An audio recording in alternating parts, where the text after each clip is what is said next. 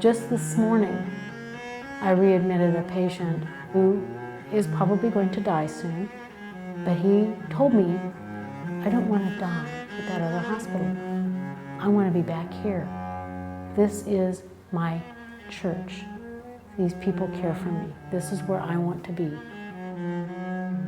We have patients who sabotage their discharges in ways that you would just be amazed because they didn't like being out there, they don't feel supported, they don't feel cared for.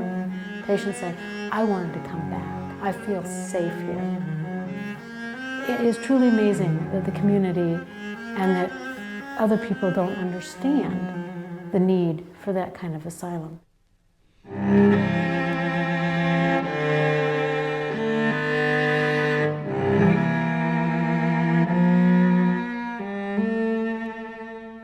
The biggest crime that really has happened in the last 30 or 40 years is the lack of mental health facilities that exist in this country. We budgetarily eliminate them and take them out of hospitals and put them in prisons. And that's been, I think, the biggest tragedy. When Cuckoo's Nest was filmed, we had 3 mental hospitals in the state. Today we have 1, and it's made up of only 690 beds, most of which are taken up by forensics, and only 270 are given over to the patients who are committable. At the same time, what's happened to the jail populations? They've gone up, up, up. And whereas we had only 4 jails when we did Cuckoo's Nest, we now have 14 full operating penitentiaries in the state of Oregon. This is where our mentally ill have gone. We've criminalized our mentally ill. My father viewed the mentally ill as people who needed help. He felt that they still had their dignity. They still had the ability to function in society. He wanted them to meet as high an expectation as they could, whether that was through medication or treatments, to encouraging patients to take control of their lives, to learn about their mental illness, to be involved in their care. In the hospital, when I was a kid, we called it industrial therapy, but every patient had a job, and I've got to tell you, the patients were much happier. They were reaching out to each other as well as getting out of the hospital and had places to go. Yes, but the important thing was that every job that they had was meaningful work. We've done some unusual things at the state hospital that haven't been replicated other places. One thing that you participated in was a program that we called Junior Volunteers. As a result of that, we developed this program. Is where we had 100 children, 12 to 18, come in and volunteer to work for 20 hours a week during the summer, and they were assigned various wards. The other thing he did was he was very avid about looking at new and innovative treatments. He had connections, and he was talking to people, even in England, and saying, man, you're doing this thing where you have the therapeutic community, which was a big deal back in the early 60s and 70s. Come over here and show me. Lute Jerstad, the famed mountaineer who had climbed Everest, he was taking the Boy Scouts and Girl Scouts for mountaineering outings. He talked with Lute and he said, this is wonderful. They get to go rafting and mountain climbing, and I'm seeing all this wonderful stuff come out of these kids. Can you do it for my patients? The people were kind of enthused about that. I said, would you like to do this? And there was a roar, yes, let's do this. And we took 51 chronic mental patients with an average length of stay of 4.5 years on a mountaineering, whitewater boating, hiking ecology over 16 days. And with them, we paired them up with a staff member from the state hospital. This staff member might be a secretary or a painter or a garage mechanic. I didn't care who it was. Think of this, to be on a 110-foot cliff and having a schizophrenic patient at the top belaying you, a doctor.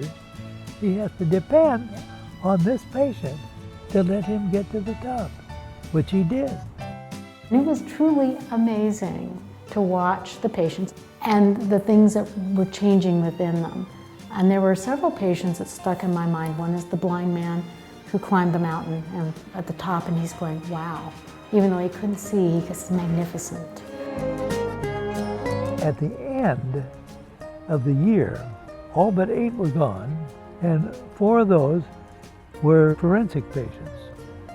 This was to be a one-on-one to develop interdependency among themselves and to make the hospital to be a stronger, better hospital as it was.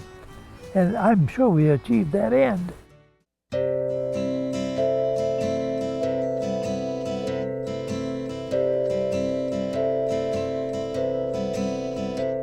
We had a really, really tough time finding a hospital. And we were fortunate enough at the Oregon State Mental Hospital in Salem, which was the actual hospital that Ken was using in the environment for his book, being from Oregon, to have the support of the superintendent, Dr. Dean Brooks. In order to have that movie filmed here, he did have to go to the powers that be, the governor and so forth, and represent the movie as a positive thing for the hospital. But he didn't get a lot of backing. And so I clearly remember it wasn't looking good at all, and they turned us down. We had a meeting with the whole state board of mental health in Oregon, and I don't know where it came from, but all of a sudden I came up, I said, listen, we can go back to California and we'll find, some hospital in California, but we're going to call it the Oregon State Mental Hospital, and we're going to put Oregon license plates on any cars, and people are going to think it's Oregon. And therefore, you're not going to get any of the economic benefits. You're not going to get any of what I think is the progressive social benefits that might come out of doing a picture like this. They went and had a conference and came back, and they said, okay, you can use the hospital. My father insisted that the filmmakers do something for our patients, i.e. include them in some way, which they did. We had certain restrictions and also responsibilities. The hospital was not full, so we were able to use a vacant ward downstairs on the first floor. And one of the deals were for rehabilitation is that we had to hire a number of the patients. A large number of the patients are in there that would work at each of the different departments. Some of them would work with electricians, some of them were gaffers, some of them would work in the paint department. The actors got to know many of the patients, spent a lot of time with them, so that there was a feeling that the movie being made here was giving something back to our patients and to our hospital. What we did not know until we sort of got into the picture, that they were all criminally insane. That just like the character R.P. McMurphy, who had a criminal record and faked it to be crazy, but these were nutty guys who all had criminal records. And so, for instance, when we found out that the guy working in the art department was an arsonist with a turpentine and all of that, it gave us, time to think. And we had a couple of murderers that were involved, and then there was one poor guy in the electrical department who was a bank robber. As it turned out, that part of it was a magical experience in working together. The actors told me that there was never any time that they'd experienced anything like the relationship that they had with some of these patients. And Michael Douglas himself was unique. He himself loved the patients. I felt a bond, but it was an important memory in my life, too. By then, it totally changed my life, both professionally and understanding a little about mental health. Michael came home with us, and he said he didn't want anybody to know he was in town. We didn't tell anybody. But at 8 o'clock the following morning, I gave him a key, and he went out onto the wards, and he spent maybe 2.5 to 3 hours going from ward to ward, saying hi to his friends, the patients.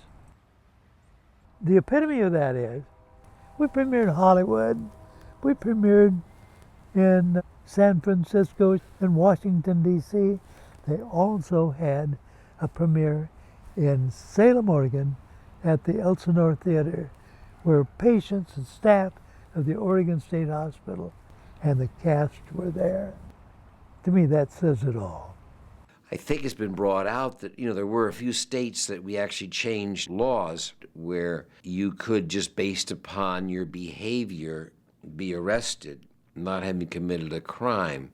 And after Cuckoo's Nest, some states, changed that. And so if there were mental health issues, it did not mean that it was a crime.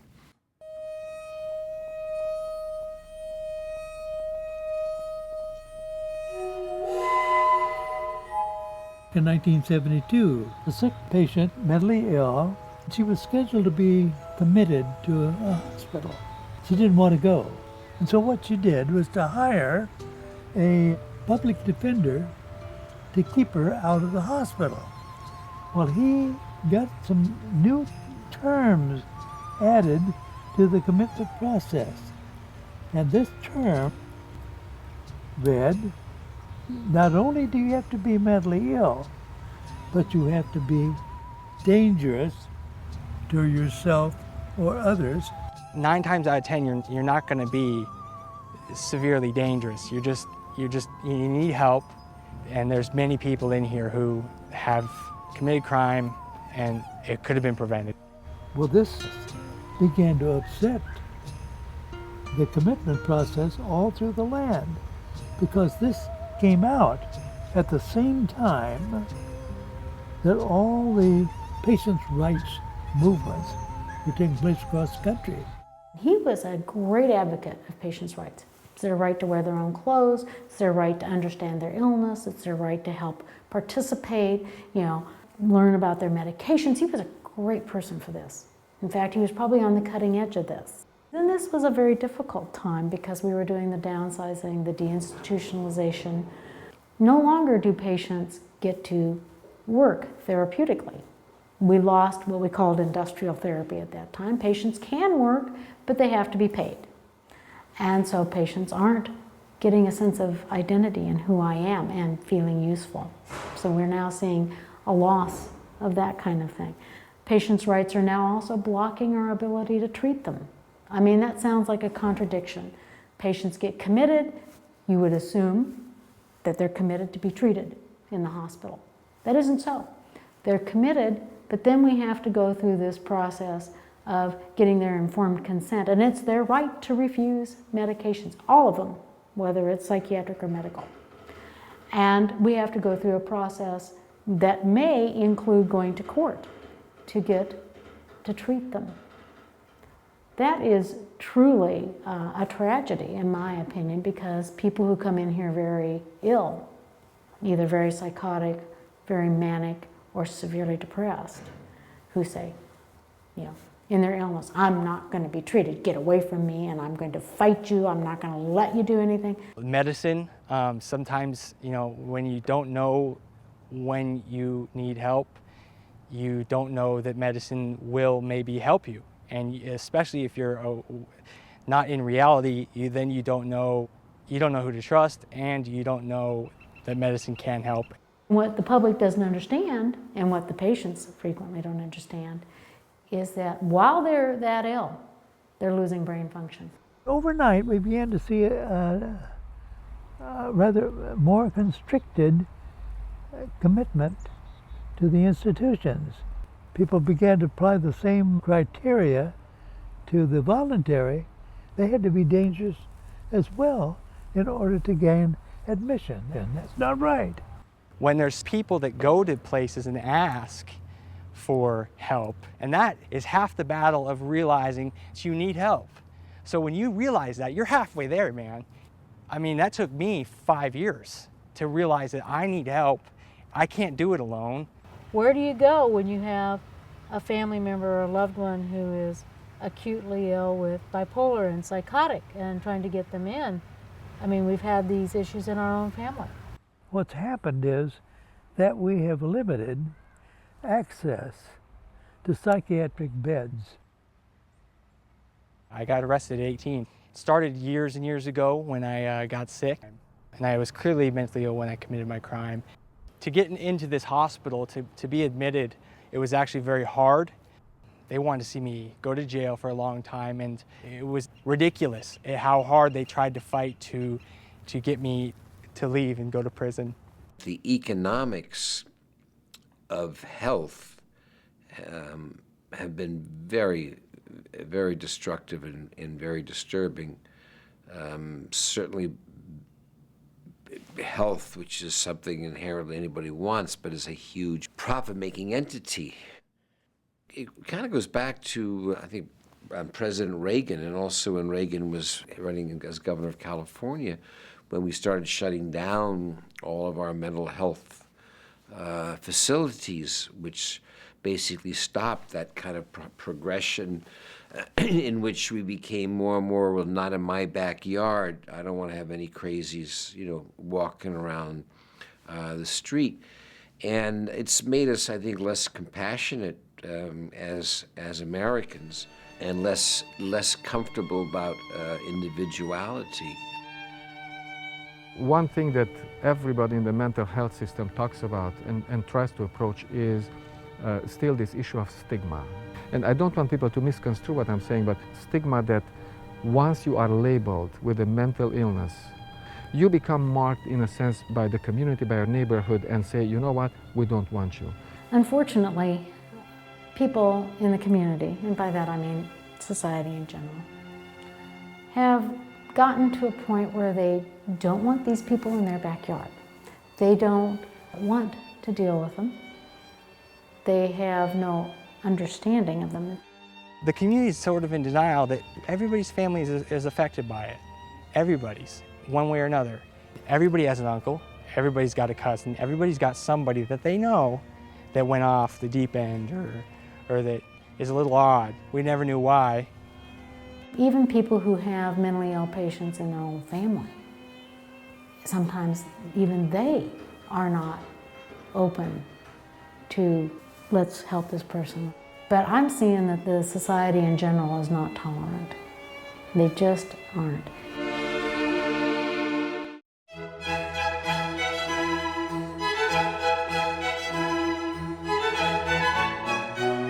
What started the project originally was one of our most prominent senators, Senator Peter Courtney, came on site and took an opportunity to really look at what was happening within the facility.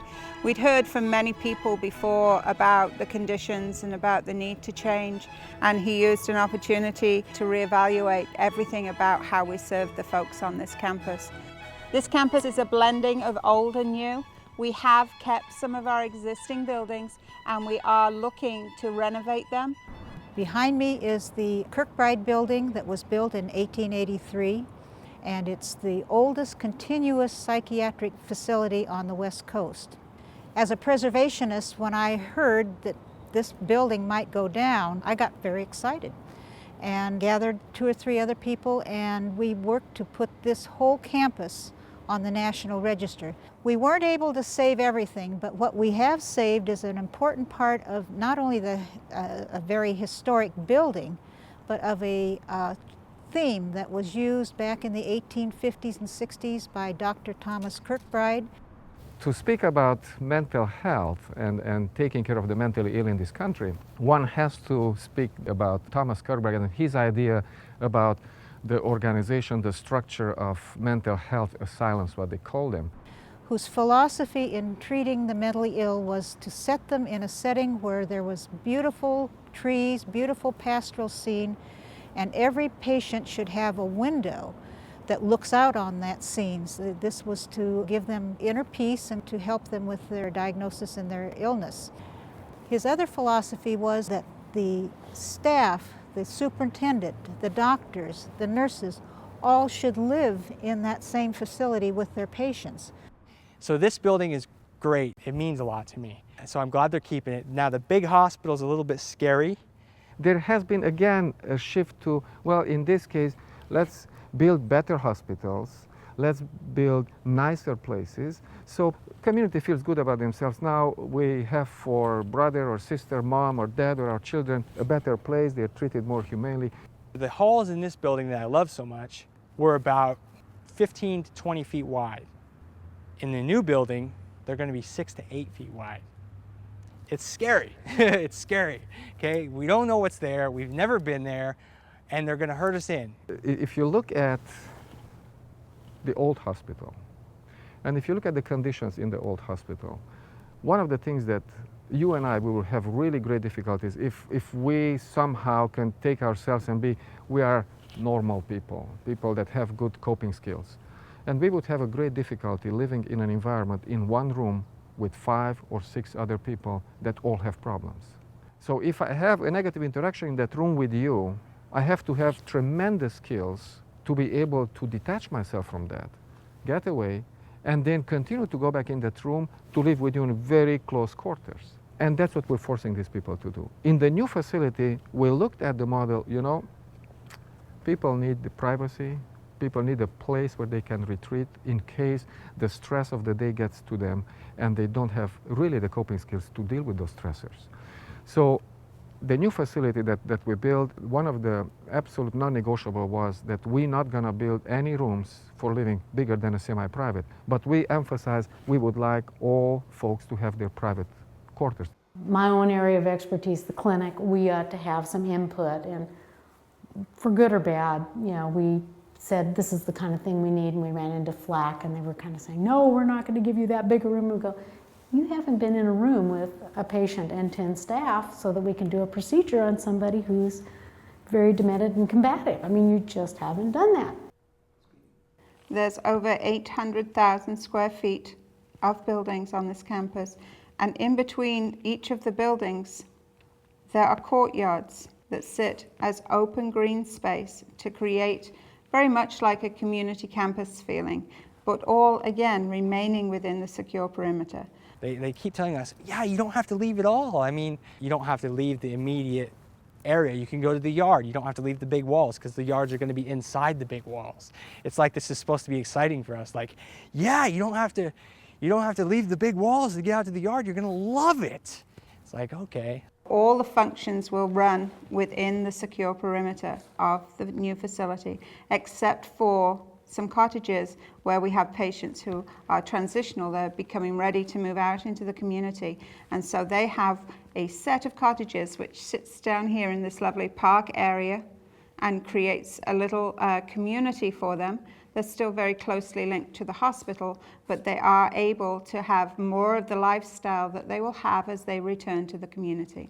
It's a great place. You get to go out and walk on the grounds. We have more of a life. We have more of an opportunity to live real, like people would who weren't in trouble or who weren't sick, or it gives us opportunities. And they're right down here, right behind me. My house is the white one. We often think about mentally ill people, and we tend to compartmentalize our thinking and say, well, all they need is medication. If they just will stay on their medication, everything will be fine. But they're human beings that have very similar needs as we do. To socialize, they have the need to work, to feel good about themselves that they can produce something. Where do you provide those type of opportunities? The community has to pick up those resources and create those type of opportunities, and they realize that it's almost impossible because the money is not enough to do that. For some reason, we believe that it's cheaper to keep people floating in the community with their mental illness than in the asylum. Well, it's not. Because if you provide the same services at the community level that you're providing in the hospital, then it's more expensive at the local level.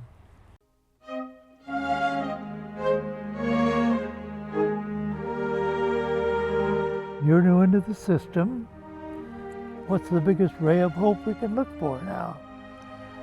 What in research, or what can we look to that's going to be something that we can hang our hats on?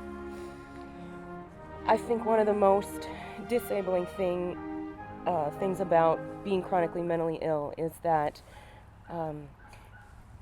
every time a person has a psychotic break or has a very bad episode or feels that they need to return to drugs or alcohol to treat their symptoms, they're losing neurons.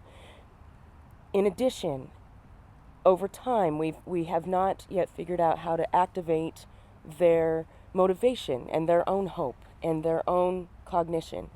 One of the things that I'm excited about and hopeful for is that our next generation of drugs, and I'm hoping for 5 to 7 years, addresses the lack of ability to function in the frontal lobes, so that not only hopefully can we quiet the voices and quiet the mania, but people might be able to think at the level that they could previously, might be able to want to work and want to socialize, whereas chronic mental illness is disabling in those areas, in part because the thinking is impaired.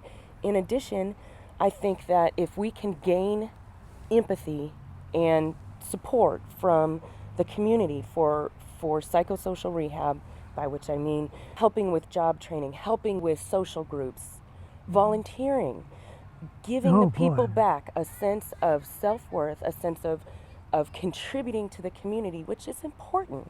Absolutely. One of the issues that keeps coming up is the public views the hospital as a terrible place. They don't get the concept of asylum, what I call true asylum, which is a place where you can come and be safe. Me as a patient, this is my 11th year. I've been here 11 years, and I've grown up here. I've made a life for myself. My dad says that I made lemonade from lemons. Without my family, it would have never happened. Without my sanity, I don't have my family. I don't have anything. There is such a thing as a need for true asylum, that there are some people who are so ill that they're probably not going to be able to be out in a group home or society, but they can be here. You cannot imagine the care that these people get.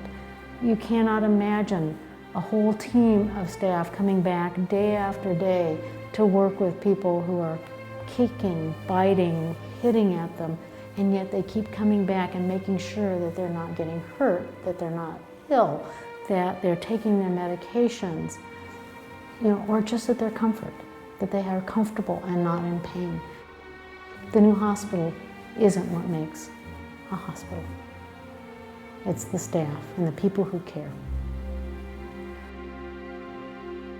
Reminiscing about my father's time here as the superintendent, he represented somebody who truly cared about the mentally ill and did everything he could to make sure that the people under him had the tools to care for these people. He instilled in me a very deep caring and loving of these people. And my father, at 94, is still an advocate for the mentally ill. And yes, he does feel that the pendulum has swung too far, but he's still fighting for their care, and I guess I am too, and I know that my daughter does also. It's been hard to watch for him, but I think he's still hopeful.